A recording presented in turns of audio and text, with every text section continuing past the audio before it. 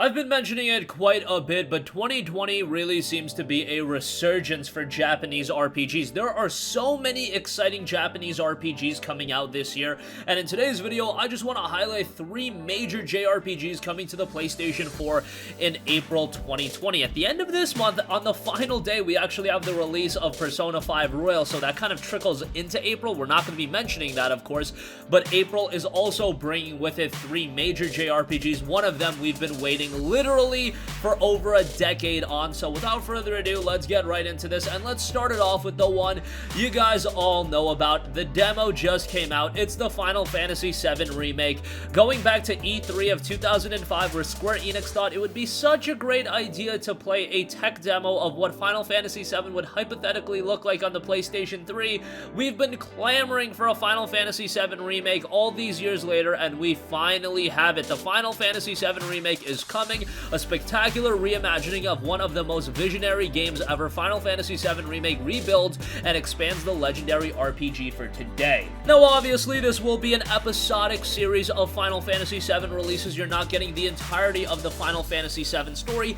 However, we have already been abundantly aware of that fact, and also the fact of the matter is they are fleshing out a lot of the Final Fantasy VII content. You're talking about taking a game from 1997 and modernizing it for the 2020 audience. A lot of alterations are being made, and a lot of them are very good, including more in-depth side content that is fleshed out and is noted to be as thought-provoking as the main story content. Now, that's what's being said by the studio that worked on FF7. Let's see if that ultimately comes to pass in the full game, but I really think it will be, because they're at a position where they are releasing this game episodically, so they have to make it that the game is compelling enough to warrant a $60 purchase every time out of the gate. I think with Final Fantasy VII, even though you're getting a limited portion of the overarching narrative of FF7, I do think they're gonna flesh out all of the little pieces of content that FF7 originally had, but now you can do so much more since we're in 2020. We're on the PlayStation 4. There's so much more you can do.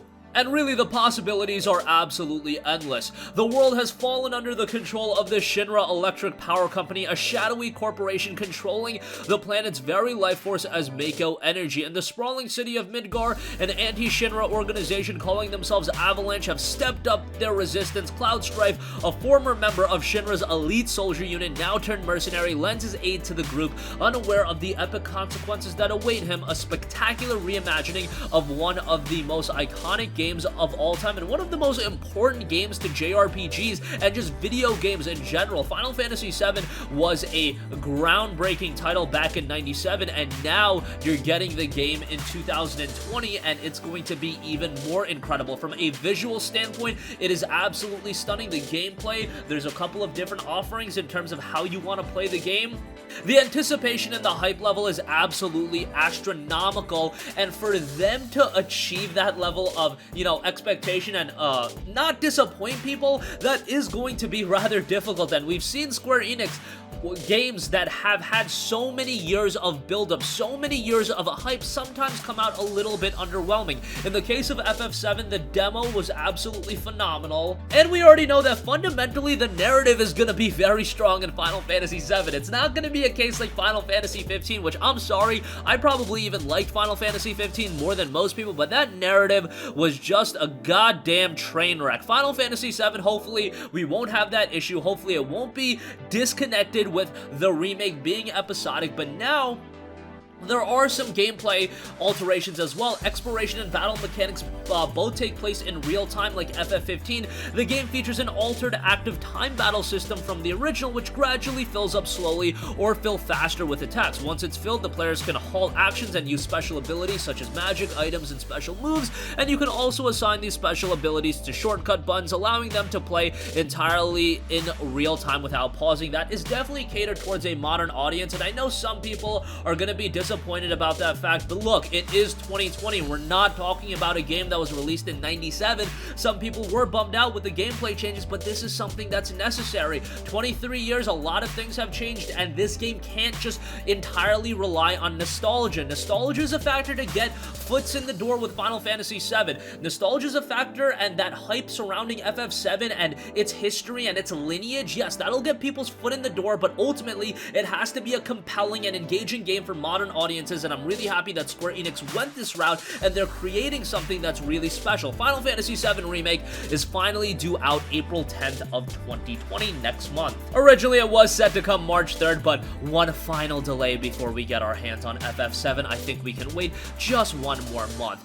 Next up, another major franchise making a comeback. This one is a little bit lower key. Sakura Wars launches April 28th. Now, Sakura Wars actually had a release in the West years ago. Unfortunately, it did not do that well from a commercial standpoint. Critically, it was actually relatively well received, but commercially, that's where it faltered quite a bit. But now Sakura Wars, known as New Sakura Wars in Japan and previously known by the tentative title of Project Sakura Wars, is now coming stateside and on the PlayStation 4 April 28th. It should be noted that this is a game that is more catered towards your ardent JRPG fans, given the fact that the game is not going to have English voiceovers. Might be a bummer to some people. However, if you're the kind of person enamored by a game like Sakura Wars, that's probably not going to bother you all too much. But it is something I want you guys to be abundantly aware about. For this reboot, Sega brought back many of the original creators and received major contributions in character designs from such luminaries such as Tite Kubo, who you might know from Bleach fame, and you can tell by the character designs immediately they are very well done. Yukiko Horiguchi helped out, Bunbun, Fumikane Shimada, and many more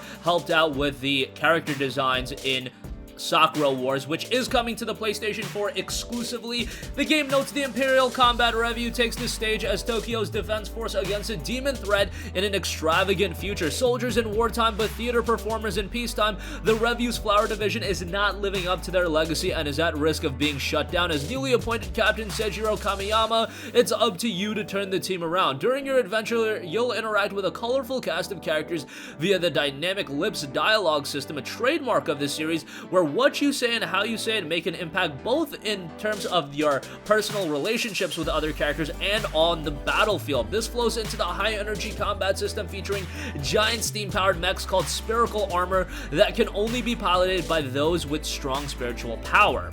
All of this is presented in the style of an exciting anime production, complete with gorgeous anime sequences and dramatic character arts that will leave you eager for what happens next. I find it interesting that the steam-powered mechs, you need to have strong spiritual power. Tite Kubo is doing the character designs, spiritual energy, a big element of Bleach. I'm sure none of that is related, as this has been an element in the game for quite a while, but nonetheless, I just find it a little funny how all those things cross over a little bit unintentionally. The game's key features note dramatic character interplay, exciting combat payoffs, and brilliant anime production, and the visuals look really good and well designed, especially if you're into the more anime oriented look. The main character design was done by Tite Kubo, and that really shines through. You've got a diverse cast of characters in here as well, and Sakura Wars will finally be out over here in the West on April 28th. Hopefully this time around the game is well received enough where we can get more consistent releases from Sega, and Sega has been making a push to bring a lot of their Japanese IPs over here to the West. We've seen that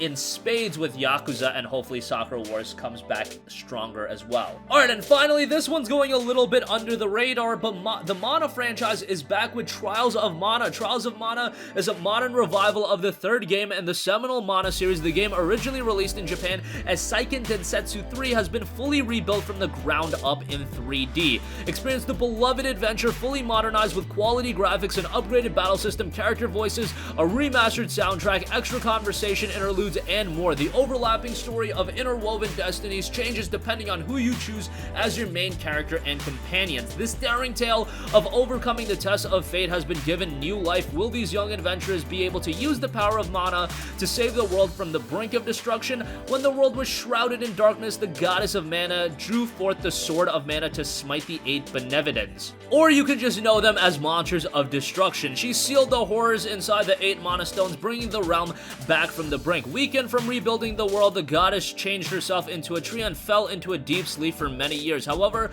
the forces of evil soon to free the benevolents to gain control of the world. They started a terrible war to further their plot and destabilize the kingdoms. Peace was at an end, and Mana itself began to disappear from the world, and the Mana tree started to wither. Kind of typical.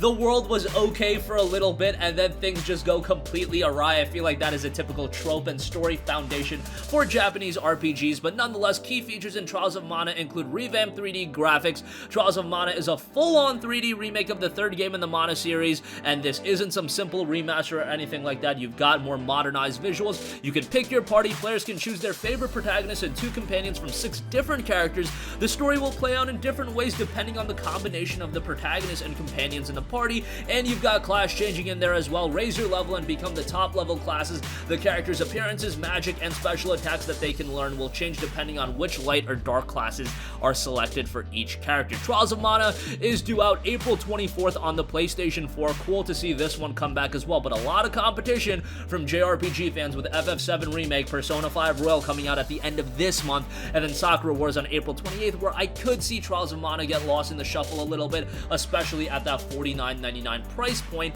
However, we'll see how the game does come April 24th. And that's going to conclude this video. Again, JRPGs are making a gigantic comeback. I don't really even have to say a comeback anymore. They've been in for quite a while, but 2020 is becoming a seminal year for the aforementioned genre, and with releases like FF7 Remake, Sakura Wars, and Trials of Mana, April as big of a month as they come. In the rest of the year, hopefully we see Ys 9, Tales of Arise, a lot of other major JRPGs left to be released in the latter portion of 2020. That's going to conclude this video. Sound off with all of your thoughts in the comment section down below. Thank you for watching, and goodbye.